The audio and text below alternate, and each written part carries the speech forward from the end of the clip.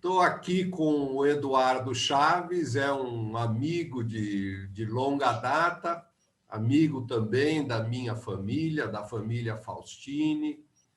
É uma palavra-chave no recrutamento, na busca e até no desenvolvimento dos profissionais, que são as chamadas soft skills.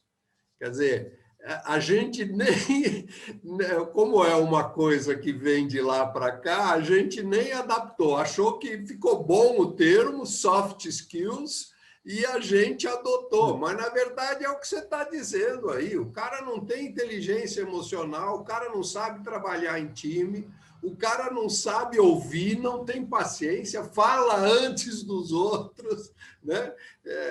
Acha que sabe tudo porque desenvolveu o cognitivo e realmente não consegue fazer um trabalho cooperado, um trabalho que você é obrigado a ceder, quer dizer, tudo aquilo que poderia ser uma formação de uma pessoa mais inteira, né?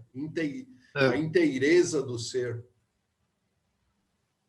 Eu acho que, gozado, né, os termos que a gente usa, soft skills, como se as habilidades ou competências relacionadas ao cognitivo, saber resolver um problema de matemática ou resolver um problema de engenharia, elas fossem duras, né? Hard. Né? O Instituto Ayrton Senna, que trabalha muito essa questão, ele chama, você mencionou no início, ele chama hoje de habilidades não cognitivas, o que não é um termo adequado, porque há um elemento de cognição nessas coisas. Né? Você não consegue, não consegue lidar com questões. Separar. A cognição está presente em todas elas. Houve um momento mais no início deste século que elas foram chamadas de 21st Century Skills, né? Habilidades do século XXI. Ou do milênio. Seriam habilidades que a economia digital do século XXI iria esperar que as pessoas tivessem essa habilidade de ouvir, a capacidade de priorizar, de administrar o tempo, de ser proativo e coisas desse tipo. Um livro que eu gosto muito nessa área é Os 7 Hábitos das Pessoas Altamente Eficazes, do Stephen Covey, né, que também faleceu, e faleceu de uma forma boba. Quando a pessoa morre de um jeito que não é o costumário, uma cama de hospital, é uma forma boba. Ele caiu da bicicleta, meteu a cabeça na pedra e morreu. Né? Era um mormon. Stephen Covey era líder da igreja mormon no estado de Utah. E, por força do trabalho que ele fez na igreja, é que ele acabou desenvolvendo esse conjunto de 7, ele chama de hábitos, mas são competências básicas, né? Que todo mundo deve desenvolver. E eu trabalhei para a Editora Abril durante 2 anos na localização desse projeto dos 7 hábitos das pessoas altamente eficazes para o nível escolar, né? Que foi batizado em inglês como O Líder em Mim, né? E em português acabou tendo esse termo. Em inglês era The Leader in Me. A Abril Educação, não sei bem o que se tornou hoje em dia, mas eles custearam todo o processo de localização e aplicação disso, que era tentativa de você fazer até com crianças bem pequenas, né? A discussão de questões fundamentais, como primeiras coisas primeiro, ou seja, as coisas mais básicas primeiro. Antes de você ir lá fora jogar bola, você vai arrumar seu quarto, por exemplo. Né? Ou antes de você fazer isso, você vai, ou seja, tem que ser definir prioridades e tem que ser proativo, porque tem que chegar uma hora que você não vai esperar sua mãe ou seu pai dizer vai lá arrumar a sua cama, você levanta, a primeira coisa que você faz é arrumar, né? E assim por diante. Então, há todo um trabalho que tem sido feito em desenvolver essas habilidades que são soft, que são não cognitivas, que são do século XXI, que são relacionais, interpessoais. It's 12 hours. Né?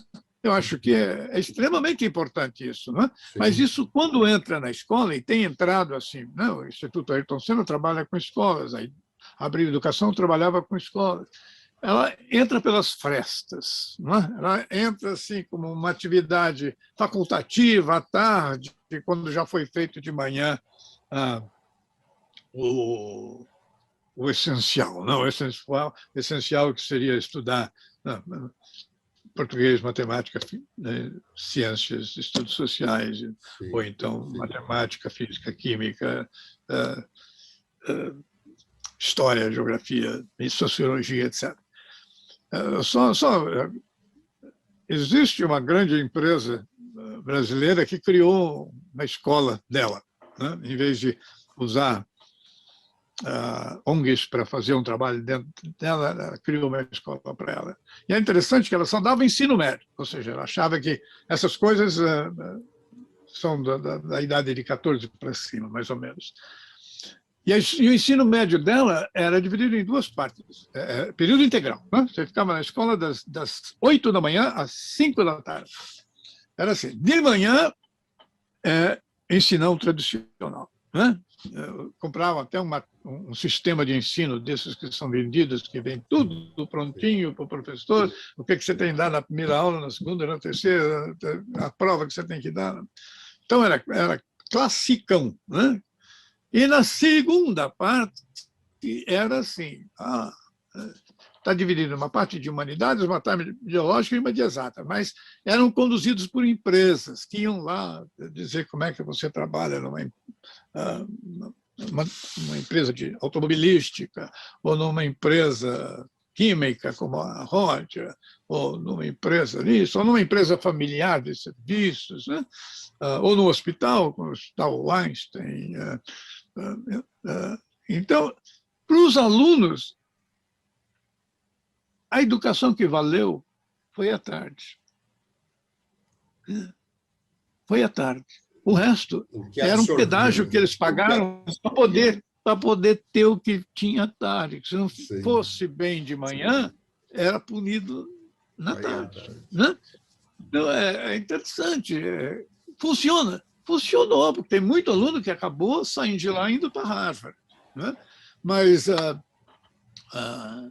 dicotomizou a coisa. Um é a educação propriamente dita, o outro é um trabalho de desenvolver competências e habilidades adicionais que podem ser exigidas pelo mercado de trabalho, que por isso que tinha uma área de exatas, uma hora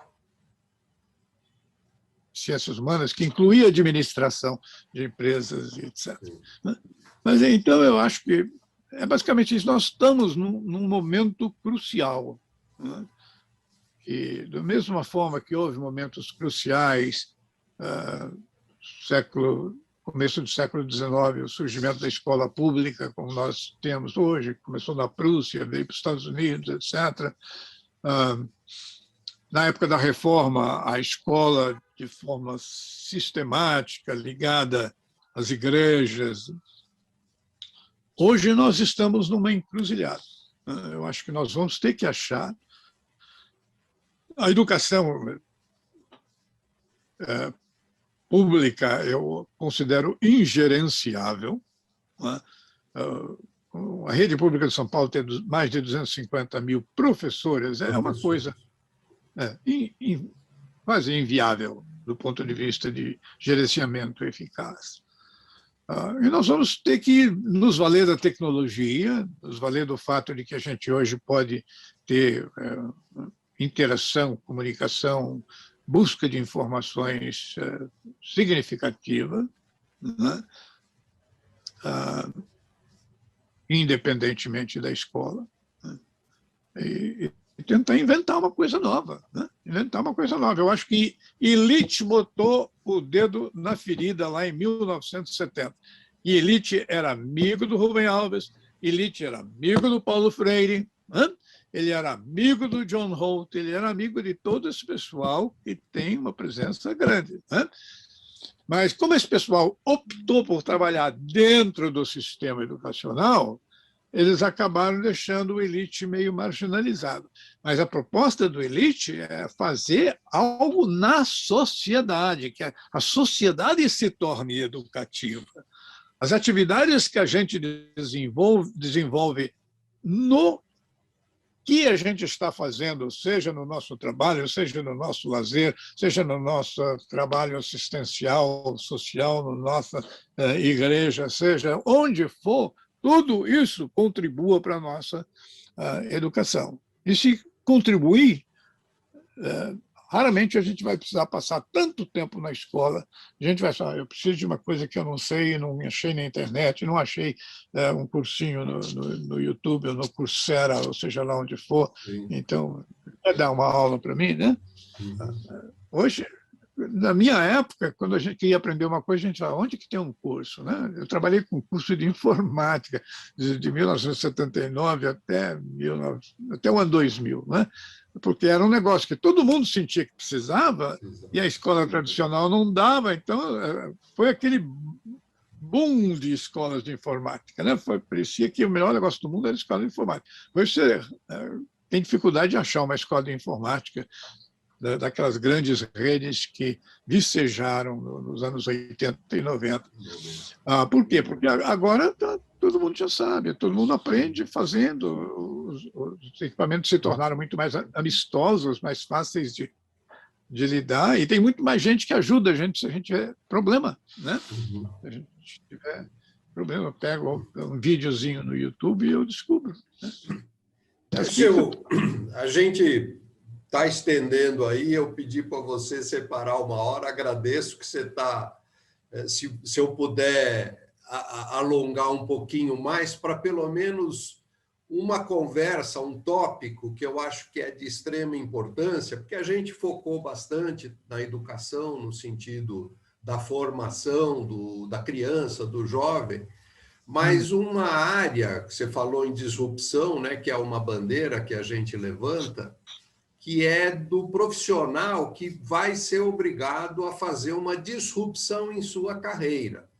E ele não pode mais ficar dormindo em berço esplêndido em cima do seu diploma. Hoje em dia, você tem que ser um aprendiz contínuo, né? A aprendizagem tem que ser contínua. O que você poderia comentar sobre isso, falar um pouquinho sobre aprendizagem contínua ou aprendiz para a vida toda? Eu acho que qualquer formulação decente do que seja educação acaba caindo aí, né? Porque a gente começa a aprender na hora que nasce. Já li um livro uma vez que dizia que lá no útero materno você já está aprendendo com o que se passa fora da barriga da mãe.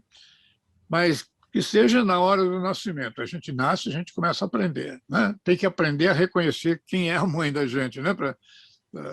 E a criança faz isso com extrema facilidade. Né? Como é que, em poucos dias ou semanas, ela já sabe quem é a mãe. Né? Ela sorri para a mãe, ela estende os bracinhos para a mãe, e se for um estranho lá, com uma cara diferente ou com uma voz diferente, ela refuga. Então, a gente aprende desde que nasce. Mas se imaginava antes que há uma era, um período específico em que a gente, de certo modo, foi destinado a aprender, que seria a infância e a juventude. Né? Então, a vida da gente era assim, até, sei lá, 18 anos você aprende, dos 18 aos 50, 60 você trabalha, dos 50 e 60 você descansa e goza a vida, se você estiver vivo ainda. Vai gozar os netos como você tem e eu tenho. Né? Eu tenho uma neta na universidade. Isso acabou. Né? Acabou. por uma série de razões. Primeiro, a expectativa de vida nossa hoje é muito maior do que os 60, 70 anos que era, se é tanto, quando a gente nasceu, né? Hoje, sua irmã vai fazer, em agosto, 101 anos. Minha tia. Sua tia. A Marta. A sua família é, em regra, longeva, né? O João está vivo nos seus upper 80s. Chegando nos 90. Está chegando nos 90, a Loide morreu já nos 80. 91. Ela ia 91. Ela ia fazer 92, eu acho. Então, a expectativa é que, para essa meninada que está na escola hoje, eles vão viver fácil 120 anos. Né? Eu me lembro de uma palestra que eu assisti com alguém com quem eu trabalhei durante 3 anos, que criou as escolas Lumiar, né? Que falou o seguinte: eu estou educando o meu filho na expectativa de que ele vai ter uns 3 ou 4 vidas, 3 ou 4 projetos de vida, 3 ou 4 profissões dentro dele ao longo da vida. Né? Porque ele vai ter um primeiro interesse, onde ele vai trabalhar, digamos, até ter 30 anos, 40, depois vai ter um outro, depois vai ter um outro, e no fim da vida ele ainda vai estar fazendo coisas que muita gente não pôde fazer porque morreu antes em gerações passadas. Não, Roberto Marinho casou com Dona Lili, que foi namorada de infância dele, tinha 80 anos. Né? Ele criou a Globo, ele tinha 60. Né? Ele criou a Globo, ele tinha 60. A Rede Globo, é verdade. Então, e ele é uma geração muito mais anterior à das crianças de hoje. Então, a gente tem que pensar em educação como um processo que dura a vida toda. Né? A escola, se houver, se a gente optar por continuar a ter escola, e certamente a gente vai ter que fazer isso por um bom tempo, porque essa não é a mudança que se faz em curto prazo, mas se a gente tiver escola, ela vai ser usada esporadicamente à medida que a gente tem necessidade. Tu precisa de um negócio, talvez a maneira mais fácil seja fazer um cursinho. E os cursinhos vão ser cursos rápidos e direcionados, bem focados. Né? É o negócio do just in time e just enough. A hora que eu preciso de uma coisa, eu vou e busco, e a hora que eu estou satisfeito, que eu já sei o suficiente sobre aquilo, eu paro e vou fazer outra coisa. Sim. E se eu, no futuro, achar que eu preciso mais, eu volto e eu tenho mais. Né? Just in time, just enough. Esses termozinhos que os gringos inventam são muito, muito úteis para ajudar a gente a perceber. Então, a coisa, eu acho, a própria Unesco ela tem enfatizado, a educação é a vida toda, né? E ela é anytime, anywhere. Ou seja, ela acontece em qualquer momento, às vezes quando você não está preparado, e não está nem pensando, uma coisa acontece e você aprende um troço importante que vai ficar com você para o resto da vida. Sim. Né? Sim. E anywhere. Você pode estar vendo um filme, você pode estar assistindo uma corrida de Fórmula 1, um rodeio, você pode estar na igreja, você pode estar no trabalho, você pode estar fazendo o que quiser. Na praia. O foco deve ser o que eu aprendo na praia. Né? O que eu aprendo. Então, é uma coisa que a gente vai ter que... E o foco não é ensino, o foco é aprendizagem. Exato, né? Exatamente. Eu não preciso de alguém que me ensine no sentido tradicional, alguém que me dê uma aula. O que eu preciso é achar algum lugar onde eu possa encontrar uma resposta para uma necessidade ou uma indagação que eu tenho. E hoje, muitas vezes, é a internet, ou pela internet eu consulto alguém que eu nunca havia encontrado antes, mas as pessoas hoje são surpreendentemente abertas a um contato de um desconhecido que manda um WhatsApp e fala assim: eu sou fulano de tal, o senhor não me conhece, mas eu estou procurando isso, dá para o senhor me... E as pessoas ajudam. já me ajudaram e eu já ajudei muitos, etc. Sim. Então, é uma coisa que é sob demanda, né? É on demand. Não é assim, olha, você tem que aprender isso, para quê? Um dia você vai precisar. Né? É assim, eu estou precisando aprender isso por essa e essa e essa razão. Então, onde eu posso aprender mais rápido, da forma mais eficaz, no menor tempo. Então, a gente encontra isso. Em geral, há múltiplas escolhas. Né? Hoje, em geral, há um price tag em cada uma delas. Né? Se você quiser uma coisa muito rápida, muito eficiente, muito boa, custa muito. Se você se contentar em alguma coisa assim mais maneira, que seja mais barato, vai demorar mais tempo. Então, aquele jogo que você nunca tem todas as variáveis. Tem que jogar com essas coisas. Então, isso para mim é um dado incontrovertido, né? Que nós vamos, tudo dando certo, não havendo um acidente, não havendo uma doença totalmente imprevista, não havendo um assassinato, que sempre é possível nesse país violento como o nosso, a gente vai viver muito mais tempo do que os nossos pais viveram. Né? Então, vai ter tempo para fazer mais de uma coisa na vida, em sequência ou em paralelo. Né? Eu ia ser pastor, depois fui professor universitário, depois tive escola de informática, né? Depois fui trabalhar como consultor na Microsoft, no Instituto Ayrton Senna, no Instituto Embraer, em vários lugares. Depois voltei a dar aula já em tempo parcial, depois de estar aposentado da Unicamp, em várias escolas menores e contextos diferentes. Escrevo, faço palestras de vez em quando, ou seja, a minha vida já atravessou várias profissões, de certo modo. Né? E eu não vivi tanto, vou fazer 78, mas com 78 anos meu pai estava morto. Né? Então, essas coisas a gente tem que lidar como se elas fossem um fato concreto, incontrovertido, que nós vamos viver mais tempo, nossos filhos vão viver mais tempo do que nós.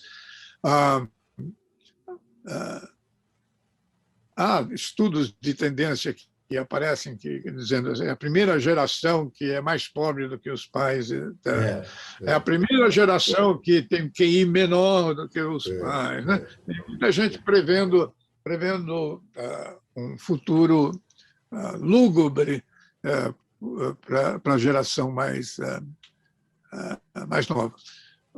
Mas eu acredito que essas coisas... né?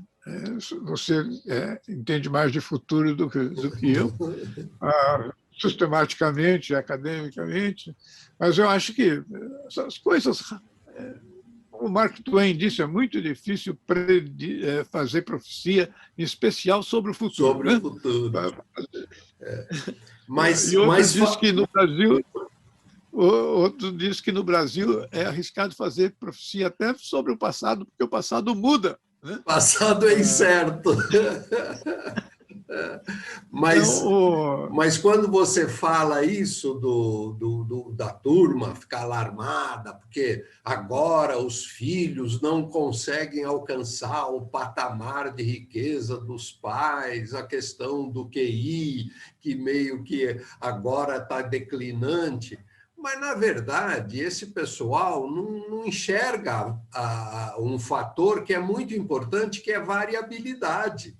Quer dizer, a mesma coisa as ações no mercado, né? Você tem altos e baixos, então você vai acomodar. Agora, não dá para você refutar, não dá para você discutir, não dá para você negar que o mundo, em algumas coisas, realmente progrediu, vem progredindo. A tecnologia é uma prova disso. Então... Isso é indiscutível, né? Isso é indiscutível.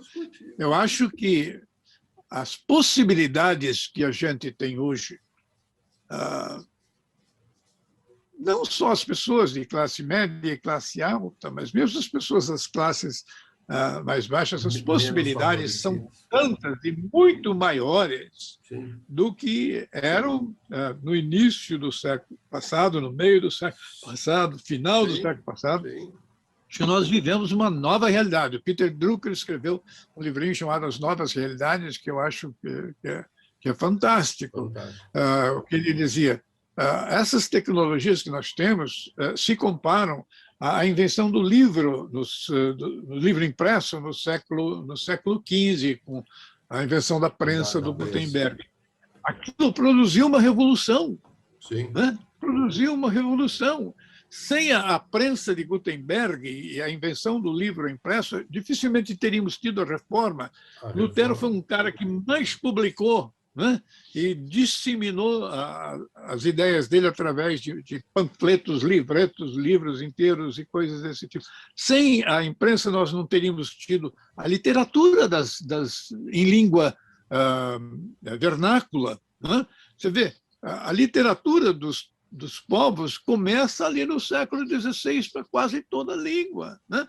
É Camões, é Cervantes, é Shakespeare. Né? Por quê? Porque essa é a época em que, através do livro, começaram a vicejar as línguas populares, a língua que o povo falava, né? Em vez do latim. Com isso foram fortalecidos os sentimentos nacionais, foi criado o Estado Nacional, e tudo isso.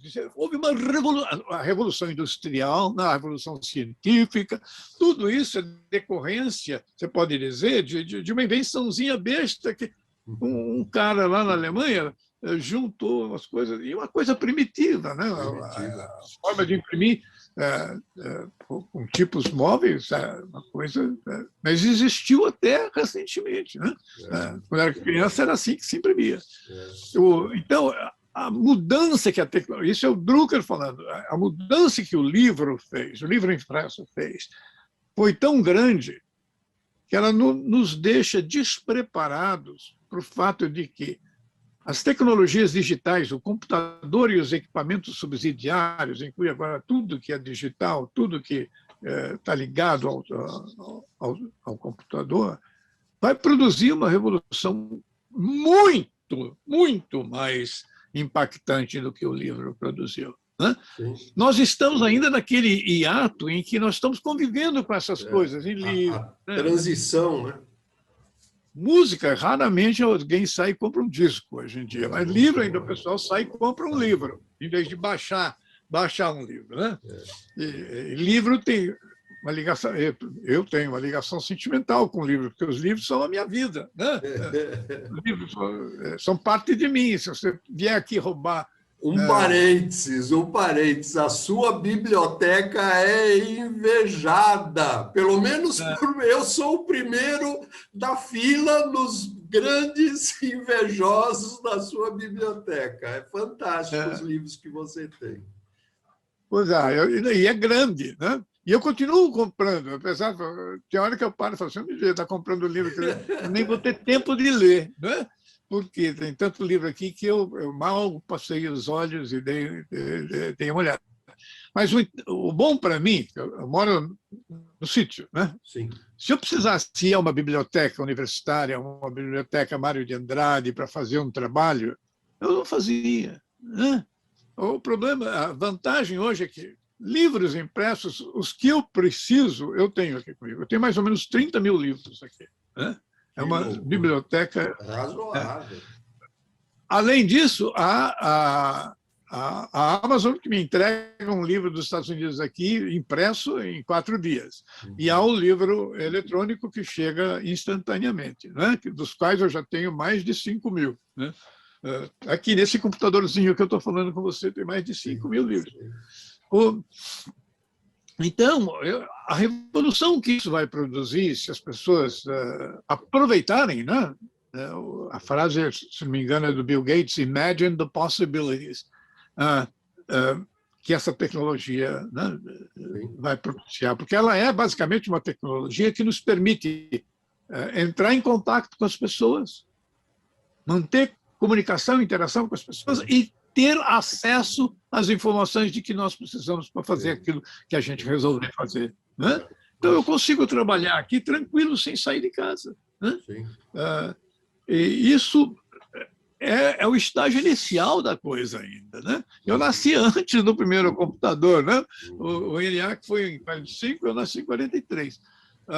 Então, o impacto disso ele vem com o tempo, ele era acumulativo. Vai chegar uma hora em que a revolução fatalmente, a revolução social pacífica, fatalmente ocorrerá, porque os meios de fazer as coisas, inclusive os meios de aprender, não são mais os mesmos. Não serão e não são os mesmos.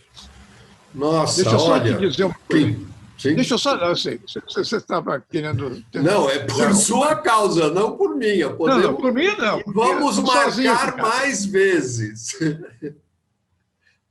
Deixa eu só contar uma coisinha, uma historinha, para terminar. Em 1961, eu entrei no JMC, o Instituto JMC, um colégio interno das igrejas presbiterianas. E tive o primeiro curso de História da Literatura Portuguesa. Meu professor era o reverendo Renato Fiuza Teles, de saudosa memória, marido de Dona Elza, que foi a melhor professora que eu já tive de línguas na vida. Professora de francês. E ele tinha uma mania de sortear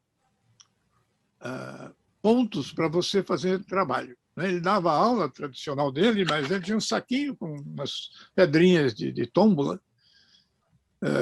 E você tirava um número e ele tinha uma tabelinha aqui, sobre o que você ia ter que fazer um trabalho. Sim. Né? Eu botei a mão lá, tirei, e estava assim: As Cartas de Amor de Soror Mariana Alcoforado. Eu olhei para ele disse assim: quem que foi ela? Ele falou assim: era uma freira portuguesa do século XVI. Eu falei: uma freira escreveu cartas de amor? Ele falou assim: escreveu. Eu falei: onde eu acho as cartas de amor? Ele disse assim: isso é parte do seu trabalho. Descobrir. É o desafio. A biblioteca do colégio era um colégio interno, lá em Jandira, né? Não tinha nada. Né? Ela não tinha nem bibliotecária, era uma aluna mais experiente que falei assim: tem as cartas de amor da Sora Mariana Alcoforado? Ela falou assim: o quê? Eu falei: uma freira que escreveu umas cartas. Ela falou assim: não tem, imagina. Bom, depois de algum tempo perguntei para o meu pai. Eu falei com o professor Renato: acho que não vai dar para fazer esse trabalho, porque eu não acho nada. Ele disse assim: vai para São Paulo. Mas São Paulo onde? A biblioteca pública. Você nunca foi à biblioteca pública em São Paulo? Eu falei: não, eu morava em Santo André, mas eu nunca fui à biblioteca pública nenhuma, muito menos a de São Paulo. Ele disse: pois vai lá. Né? Tenho certeza que eles têm as cartas da mulher. Bom, no outro dia eu peguei o trem, né? Fui para São Paulo, trem subúrbio da Sorocabana, fui lá. E a biblioteca era um negócio inacessível. Né? Você tinha que falar com uma pessoa e, se tivesse o livro, ela via e te emprestava o livro. E você podia usar lá, você não podia levar o livro para casa. Existe um livro chamado As Cartas de Amor de Sora Mariana Alcoforado. Ela olhou um arquivo de gavetas. Assim. Você tem uma cópia. Falei: então eu queria dar uma olhada. Eu esperei quase meia hora até que ela achasse, né, e me trouxesse. Era um livrinho pequenininho, verdinho, capa dura. Tinha só as 5 cartas.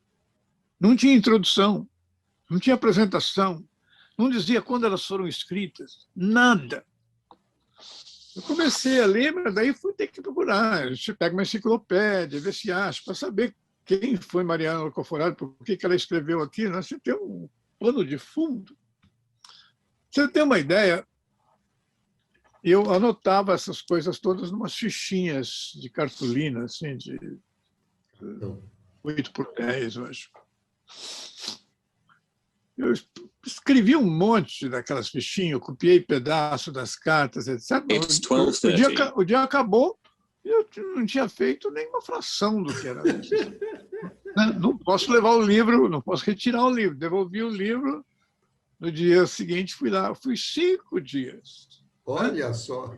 Para conseguir ler o livrinho e coletar informações e fazer o trabalho em folha de papel ao maço, com 2,5 centímetros de margem do lado esquerdo. Ainda tenho esse bendito trabalho comigo. Olha Né? só. Ganhei 9,5 do Renatinho. Né, não ganhou 10 com todo esse trabalho. 10 ele não dava, não. 10 ele não dava. Podia ser perfeito, ele não dava 10 para você não achar que você... Para não ficar soberbo. A coisa curiosa é que eu não jogo nada fora. Então, essas coisas minhas eu sabia que estavam em algum lugar. E um dia eu falei, onde estão?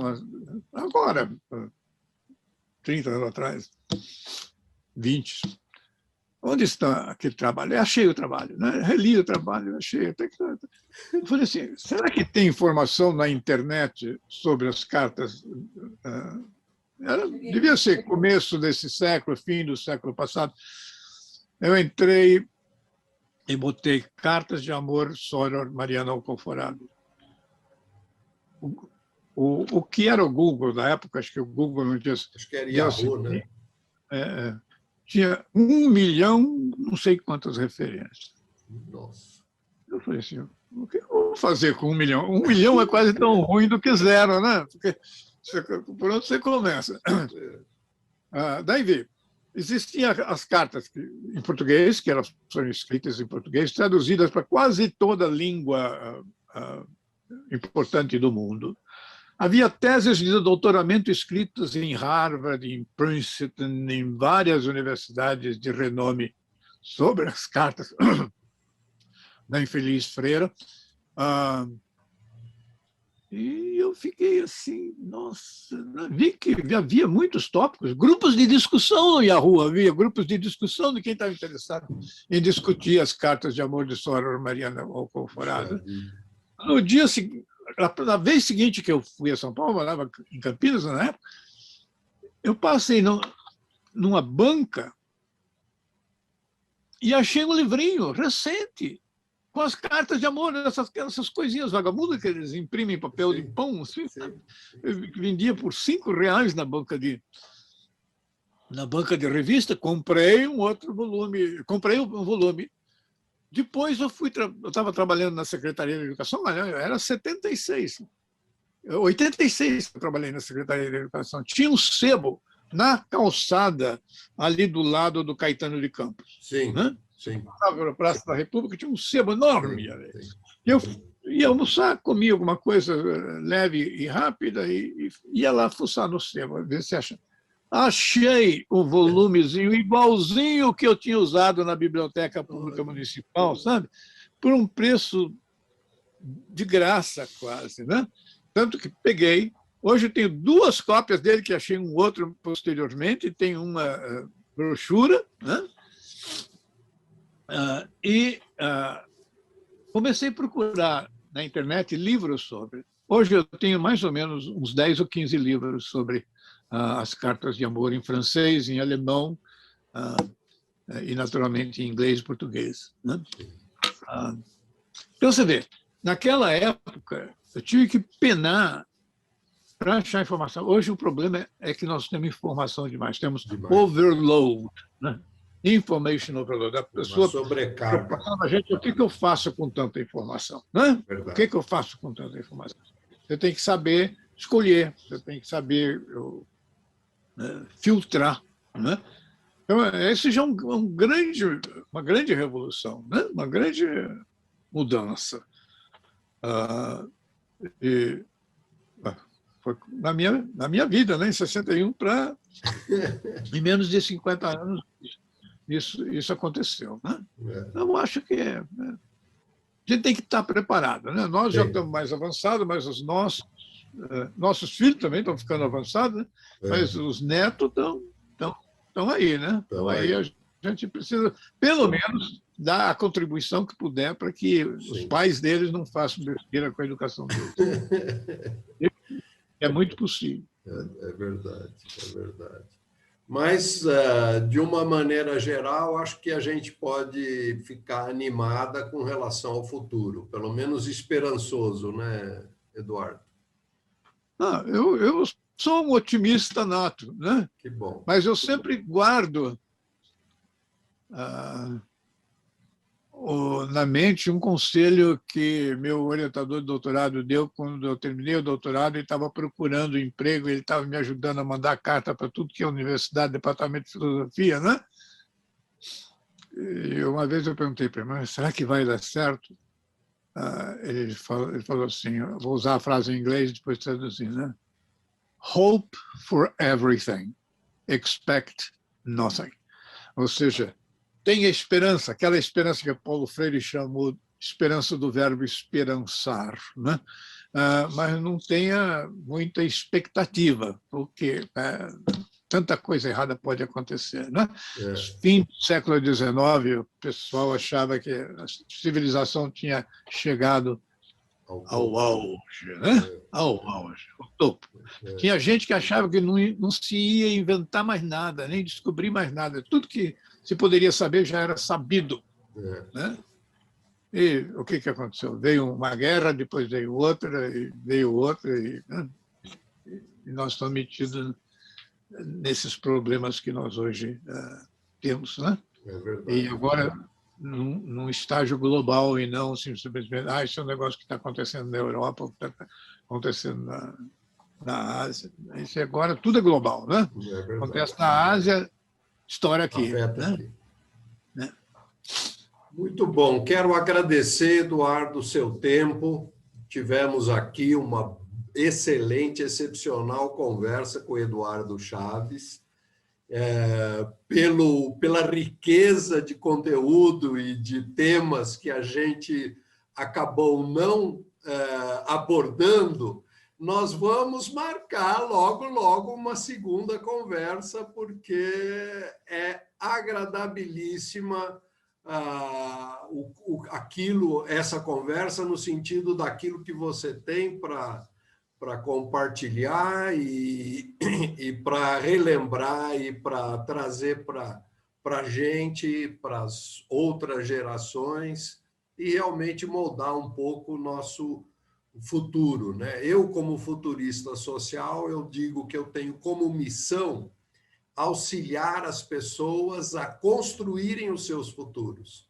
Porque, realmente, como você disse, prever o futuro é impossível, mas você construir o seu futuro, ou estar preparado para construir o seu futuro, é um fato de responsabilidade, de proatividade. Então, vamos trilhar esse caminho aí. Muito obrigado. Bom, eu fico às ordens. Eu fico às ordens para outros contatos e foi para mim um prazer. Opa. Sempre é um prazer conversar com você. Opa, obrigado, Eduardo. E obrigado a você que nos deu os seus momentos de atenção aqui, assistindo e acompanhando essas conversas. Né? E obrigado à providência divina que não deixou cair minha internet. Deu tudo certo, aparentemente, na parte da tecnologia. Eu vou colocar abaixo alguns dos nomes e alguns dos livros que o Eduardo mencionou, mas também fique à vontade para fazer perguntas nos comentários e a gente, com certeza, vai ler e, na medida do possível, responder. Muito obrigado, Eduardo, mais uma vez. Olha,